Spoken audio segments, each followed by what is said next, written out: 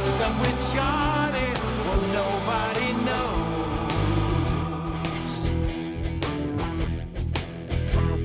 It's always the same when you come back home.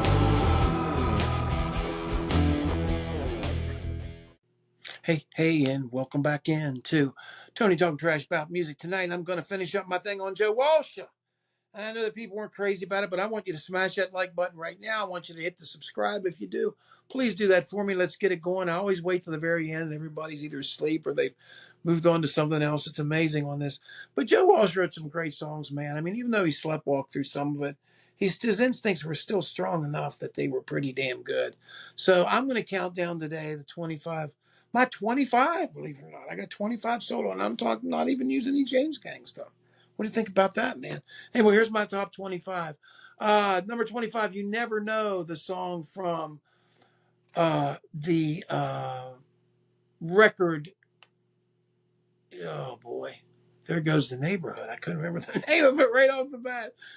There Goes the Neighborhood. You know, I'm not crazy about the record. I told you before, the sound of that thing is kind of strange, but I don't, in comparison to other things, but it's still a Joe Walsh record. You can still hear this is him, and especially this song, this is good. We're going to go to number 24, the theme from Island Weirdos from the You Bought It, You Name It. One of the great tracks with him and Joe Vitale together, I guess, kind of working on this thing. And to me, one of the highlights of it. And they, if you think about it, going all the way back, and if you'll see at the end of my list, Joe Vitale figures in this whole deal. I mean, he's a big part of Joe Walsh's solo band and solo thing. And love the guy to death. Number 23, the title track from The Confessor.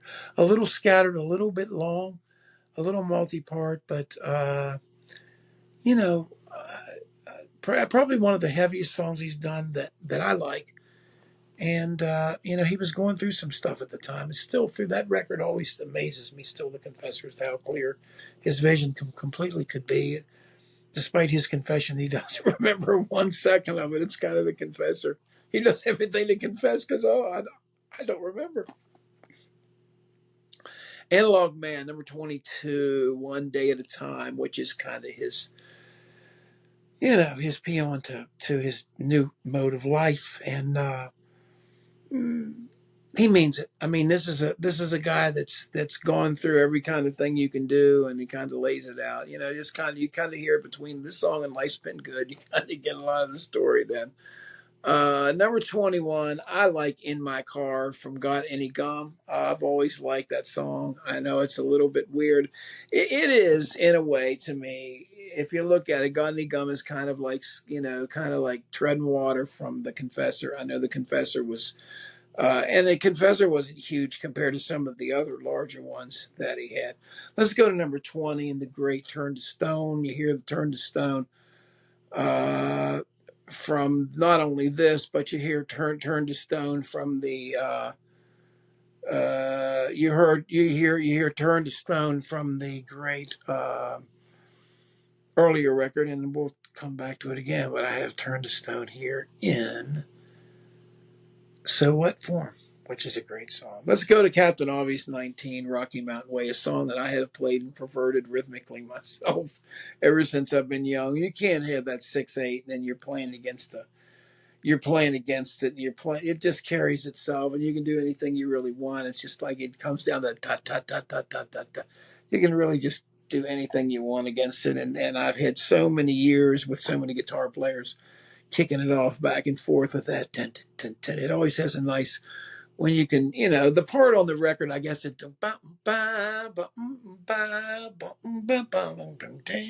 used to play that all the time.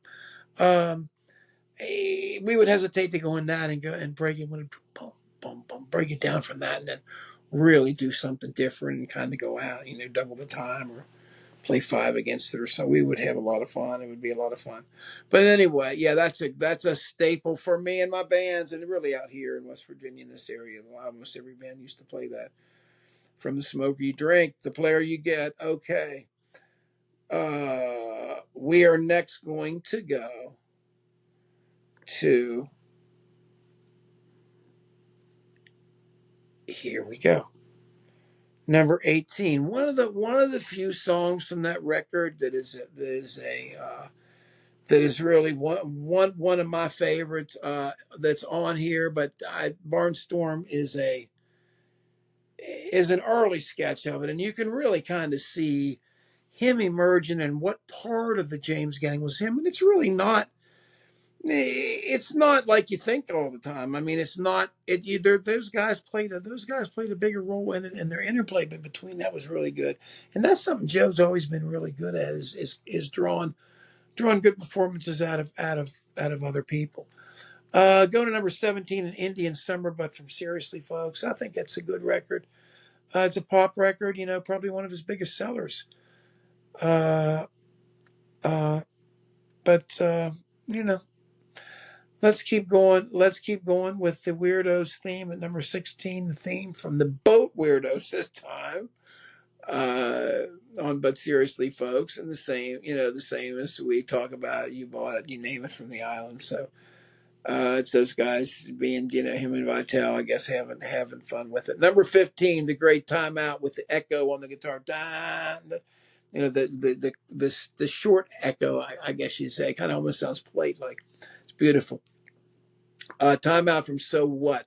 Number 14, the title track from The Ordinary Average Guy, which, I guess, when you compare it to the successor, it's at least on board still. It kind of fell off after that. And let's go to You Told You So, You Bought It, You Name It. One of the good ones from that one. That record probably doesn't have as many as some of the other ones as far as that one. And There Goes the Neighborhood, I kind of probably feel the same way too. Lucky That Way, I will put in at number 12 from Analog Man. Probably my favorite song on it. My most modern song. Probably my favorite song that he's written recently. I love Joe. I think I like him as a person. I'm always rooting for him. And I don't like the Eagles. I'm sorry that he joined the Eagles because I really don't like them. But at the same time, what are you going to do, man? Sometimes maybe you don't know the right deal. From Gottney Gum, we're going to talk about Time, which is going to be number 11, and that's probably the best one from that one. There's some good songs, but yeah, that's my favorite one from that one, man. Uh, we're going to go to The Smoker You Drink, The Player You Get for number 10, and Bookends. Yeah, this is one of those ones that cycled around a lot. Everybody in my town had this record. I think everybody joined the Columbia Record House, and that's one of the ones they had. But you found that everybody's 8-track collection, around here and everything else. Really, really great. Number 9, we're talking about the kind of boozy, slow reggae. That's a problem, Donna. I love it. Problems, man. Number 9. Problems, Confessor. I think it's really something great. And I know the drums, because in 1985 were overgrown and everything, but they would be better if they weren't so gigantic. But at the same time, technology didn't ruin it to the point where you can't tell. It's a great song.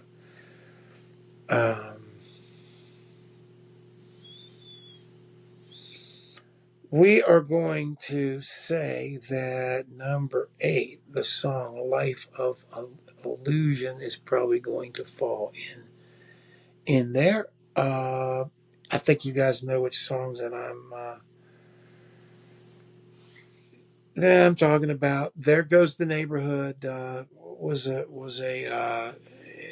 it was a B-side, but I think it's special, and I don't really understand why it didn't, why it wasn't featured more. I think it's single worthy to me. It's melodic and the harmonics are good. I always seem to like the obscure stuff, man. I can't help it. I'm not trying to be difficult here. Number 7, another obscure one, the closer on The Confessor. I think it's Dear John is just beautiful. I just think it's just gorgeous. I don't know if it's John Lennon who he's talking to. I'm just trying to get back to my music and all the things that are part of the past. Is that what he says? I just think it's he sounds weary. He sounds like it almost sounds Todd Rundgren like too. It sounds nice. And I know he was a fan of that.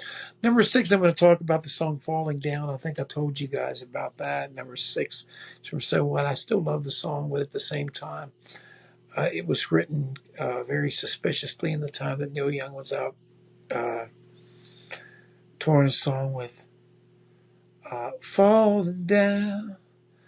Uh, uh, Pushed it over the edge, which has the falling down part. In it pretty for family. But anyway, that's So What. Number 5, another down, down, down, down. Bubbles. I just think Bubbles is the ultimately in the 80s. It's just funny to hear him approach this new technology with the drums and the synth sounds and kind of like Neil Young, except not quite as far down the road and on Landing on Water, but just enjoying everything it has. And you got the orchestration that reality is so hard to face. But, da. Meanwhile, the world goes down the drain. Ugh. Listen to that this evening, man. Listen to that tonight. It's pretty great. Number 4, we said Turn to Stone before, didn't I? I said it back in number 21. I'm going to say it again at number 4. And I'm talking about the Barnstorm version, the one that you hear in your head. The one you first heard on FM radio, the one that rang out as "Who's that?" It sounds like the James Gang. That was kind of the first inkling of him as a solo artist that people had then. I'm talking about the mystical number 3. I'm going to talk about the mystical County Fair from So What record. Just exquisite, beautiful, beautiful use of broken chords and the minor to major little part that gets heavy before he plays the solo over it, which just kills it, man. That's County Fair from So What, number 3. And number 2 I'm gonna go to, but seriously, folks, I'm gonna be Captain Obvious here with Life's Been Good. It's a pop song. It's a song that everybody, in a way, you're never going to really hear me very often have a song that was this popular to be this high. But I think it's a very significant song, and that he was able to really. This is an example, probably the ultimate example of him in bliss land, still being able to operate and still landing with a horseshoe up his butt. This song was great, and so was Hard to Keep a Good Man Down, and so was the one that he did All Night Long, which was on. I didn't include. That was kind of a Captain Obvious pick as well. Number one. What's number one? Well, you know. To me, this was the sound of Joe Walsh blasting out of FM radio, and I'm talking about the beautiful Meadows, "From the Smoker You Drink, the Player You Get." That is my favorite Joe Walsh song. I'm out here in the. To me, that's Joe Walsh. That's the essence of Joe Walsh. That's the essence of his melodic, hesitant, a tentative melodic puncturing and rhythmic puncturing of things. I just think he's a great spirit, a great soul, and I love his solo work way more than I like the Eagles, way more than I like that stuff. So you're probably not going to see an Eagles countdown on here, and there's 10 million of them everywhere else. But listen, man, I love Joe Walsh, and if I had a drink here in my hand, I would give him a salute and make sure it's non-alcoholic. Though, what do they call that stuff? O'Doul's. I remember that years ago. Had a lawyer boss was trying to get off of drink, and he went out and got that, and he goes, "Here, take a taste of that." At the beginning, I'm like, "My God, you don't even get any, I just would never do that. I don't have that kind of a you know, desire to drink hops. I would rather drink soda probably and mess up my liver or whatever else. Anyway, thank you guys so much. Leave your list here. Please leave your list here, Joe Walsh. You gotta love Joe Walsh, man, a little bit. Again, we talked about it in the last video, in the last podcast here. May the 10th, we're going to have in Kaiser. We're going to have, if it's not May the 10th when this is posted, we're going to have the great Celebration for a new record, RSL. Roger Stickley Lay, Welcome to Kaiser. And song's all about our youth back here in this little great town in West Virginia, a little small town. Some of it outright lies, some of it truth, some of it mythical. We're having a good time with it. But anyway, thank you guys for tuning in. Big love to you, man. Thanks a lot, and we will see you guys next time on Tony Talks Trash, man. Hopefully, we'll get the guys. I'll get the guys back in here, and we can get rolling on some more fun stuff. Talk to you later.